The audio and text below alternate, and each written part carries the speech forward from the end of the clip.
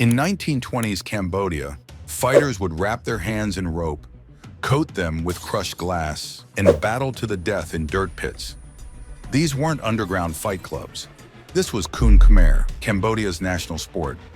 So many fighters died that the French government had to step in and create rules just to keep people alive. But that's not even the craziest part. By 1975, an entire regime would try to hunt down and kill every single master of this art. They almost succeeded, but what happened next would shock the martial arts world. Welcome back to Fight Legends Unleashed. Today we're diving deep into the incredible story of Kun Khmer, Cambodia's national fighting art. This is a tale of survival, cultural identity, and the unbreakable spirit of a fighting system that refused to die. In this video, you'll discover how an ancient battlefield combat system evolved into a modern sport, how it survived a genocide that killed 21% of Cambodia's population and is now making waves in international fighting circles. You'll see why Kun Khmer fighters are feared for their devastating elbows, why Thailand recently boycotted an entire international competition over this martial art, and why some consider it the original ancestor of all Southeast Asian fighting styles. Imagine an empire so powerful that its warriors carved their combat techniques into the walls of the largest religious monument ever built. This was the Khmer Empire immortalizing their deadly fighting system in stone. The year was 802 AD, and they were documenting something that would survive for over 1,000 years. Take a look at these ancient carvings. See that knee strike? Kun Khmer fighters still use that exact same technique today. And that elbow position? Still deadly effective. But these techniques were already ancient when they were carved. The fighting system they were recording was called Kun Khmer, and it was literally built for the battlefield. We're not talking about sports fighting here.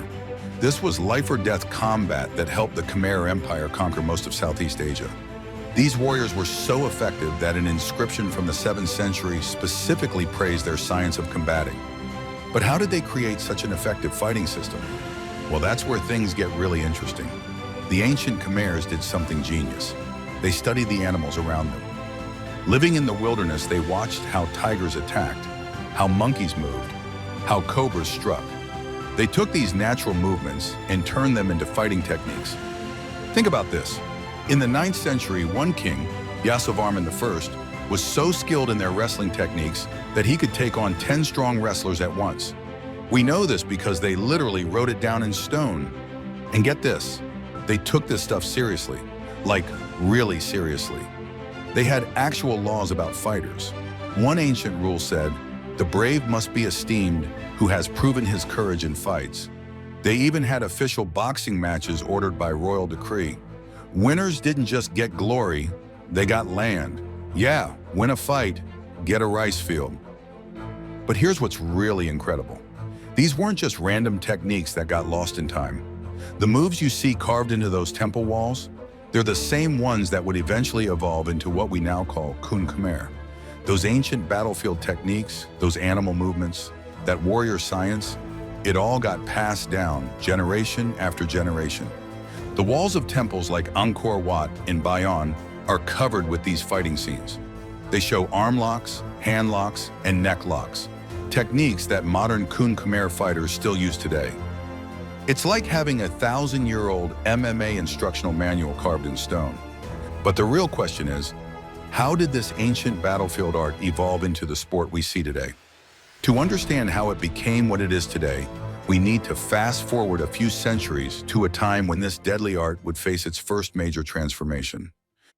The early 1900s were like the Wild West of martial arts in Cambodia. The fighters would wrap their hands in rough rope, called ampa plork, or ivory rope. But here's the crazy part. They didn't just stop at the rope, they'd mix in crushed glass, dip their wrapped fists in resin, and even add a type of cement to make their hands as hard as rocks. Fighters fought for survival in this sport. The crowds would throw money, food, and alcohol to the winners. But get this, if they really liked your fighting style, they might even give you land. Yeah, you could literally fight your way to becoming a landowner in early 1900s Cambodia. By 1920, things had gotten completely out of hand.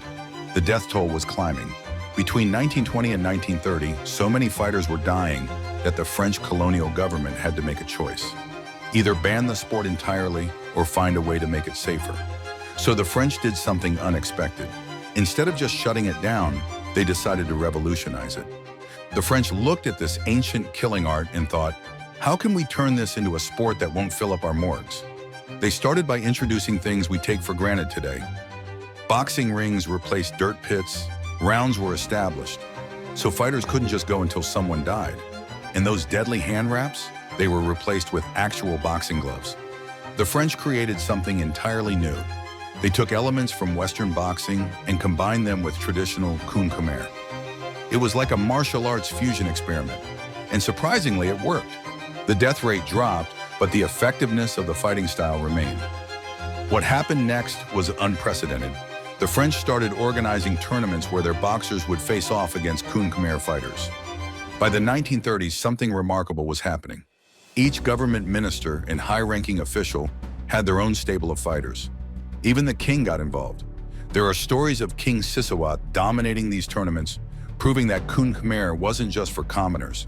It was a royal art.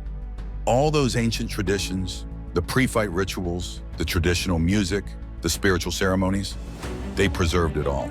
The Kon Crew ceremony, where fighters pay respect to their teachers before fighting, survived. By the 1960s, this transformed version of Kun Khmer was drawing massive crowds to the Olympic Stadium in Phnom Penh. What started as a battlefield art evolved into a deadly street fighting style and had finally become something else. A national sport that preserved the soul of ancient combat while adapting to the modern world. The 1960s were legendary years for Kun Khmer. Cambodia had just gained its independence, and the Olympic Stadium in Phnom Penh was packed with 50,000 screaming fans every weekend. The whole city would practically shut down when big matches were happening. This was the era that created living legends. Every neighborhood had its champion. Every province had its hero. The top fighters could make more money in one night than most people made in months. And we're talking about guys fighting 200, 300 times in their careers. Think about that. Modern UFC fighters might have 30 fights in their entire career. The betting was insane too. People would bet their entire month's salary on their favorite fighter.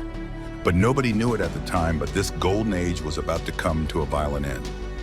By the late 1960s, the first signs of trouble were appearing. Cambodia was being drawn into the chaos of the Vietnam War, and a shadow was about to fall over this ancient fighting art. April 17th, 1975. That's the day everything changed for Cambodia and for Kun Khmer. The Khmer Rouge, led by Pol Pot, marched into Phnom Penh. Within hours, they began forcing everyone out of the cities. But for Kun Khmer fighters and masters, this was the beginning of a hunt. The Khmer Rouge had a twisted vision. They wanted to create what they called Year Zero, erasing everything from Cambodia's past. And Kun Khmer? It was high on their hit list. The Olympic Stadium, once packed with thousands of cheering fans, fell silent. Training camps were shut down, fight records were destroyed. But here's where it gets even darker. The Khmer Rouge specifically targeted anyone who practiced it. These fighters who were once national heroes now had to hide who they were. Some were sent to labor camps, others were executed on the spot.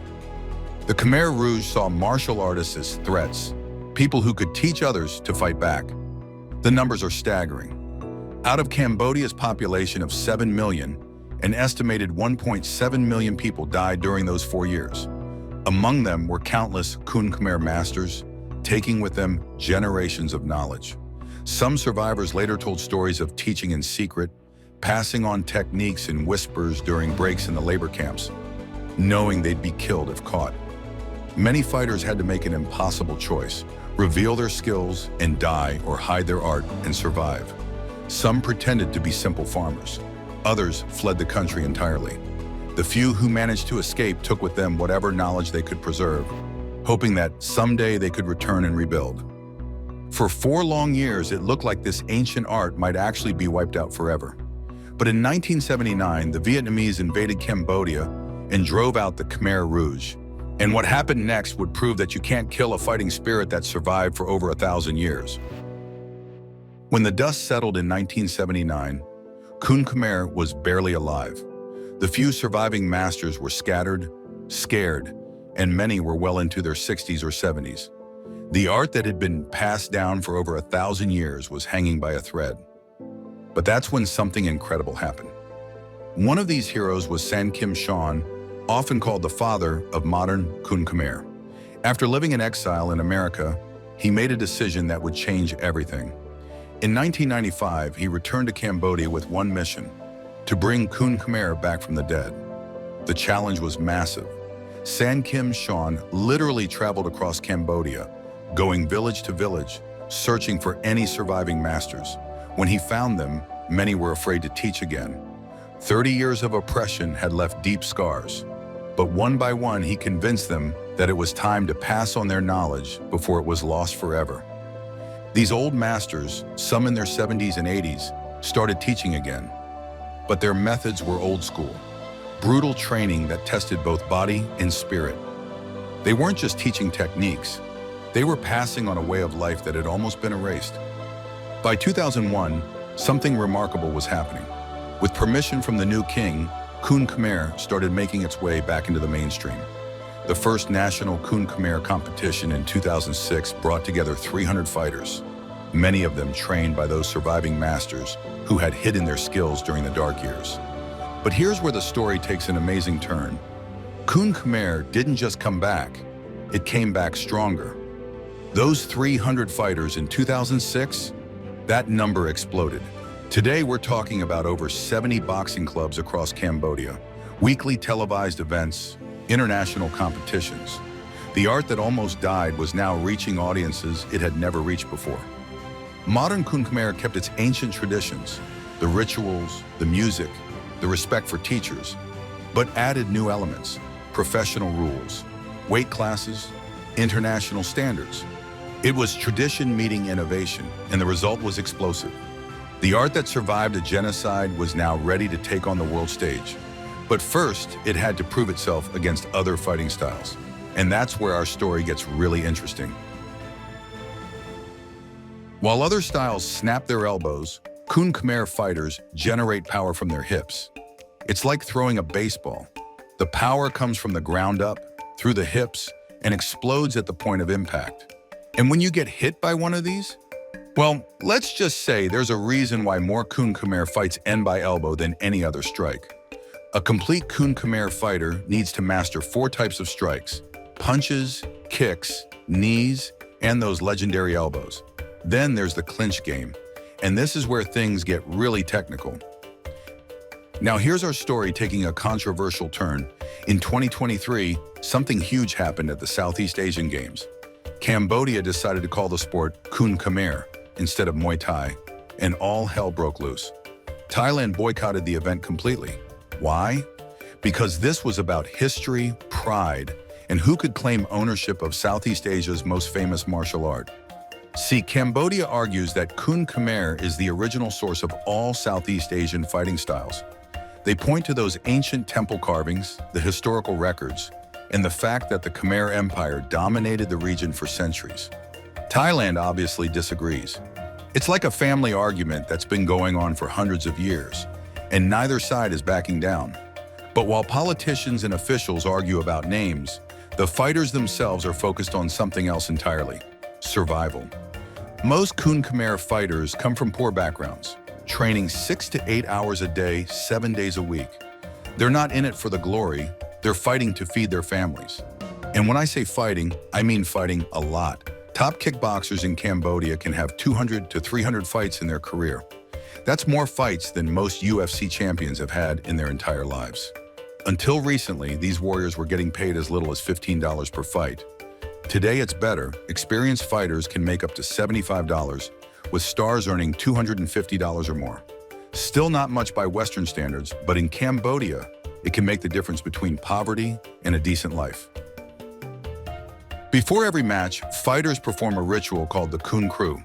This isn't just some fancy dance. It's a centuries-old tradition that connects modern fighters to their ancient warrior ancestors. During the Kon Crew ceremony, traditional Khmer music fills the arena. We're talking drums, oboes, and cymbals playing ancient rhythms. The music is an essential part of the fight. It starts slow during the ritual, then builds up with the action, getting faster and more intense as the fight progresses. When the crowd gets hyped, they even clap along with the drum beats. It's like nothing else in martial arts. There are actually 17 different variations of this sacred ritual, each based on characters from the Khmer, Cambodia's version of the ancient Indian epic Ramayana. This shows you just how deep the cultural roots of this art go. It's not just about fighting, it's about preserving a piece of Cambodia's soul. Today, Kun Khmer fighters are making waves on the international stage. Organizations like One Championship are giving these warriors a platform to show their skills to the world. Fighters like Sok Di, with his mind-blowing record of 221 wins, are proving that Kun Khmer can hang with any fighting style out there. Female fighters like Nusre Pav are also breaking barriers and showing that Kun Khmer isn't just a man's sport. She made history by defeating Thai superstar Rika Ishige in her One Championship debut, proving that Cambodian fighting spirit knows no gender. In Cambodia today, there are about 70 boxing clubs nationwide, and the sport is growing faster than ever. Young kids are learning not just the techniques, but the values that come with being a Kun Khmer fighter: discipline, respect, and that unbreakable warrior spirit.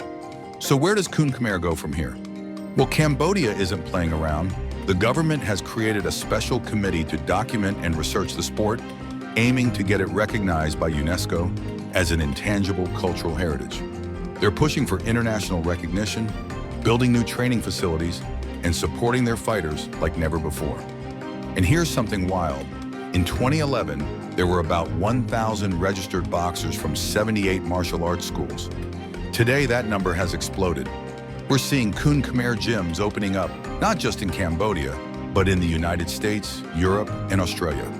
The art that almost died out is now spreading across the globe. So what do you think about this incredible martial art? Have you ever trained in or watched Kun Khmer? Let us know in the comments below, and don't forget to subscribe to the channel. Thank you for watching.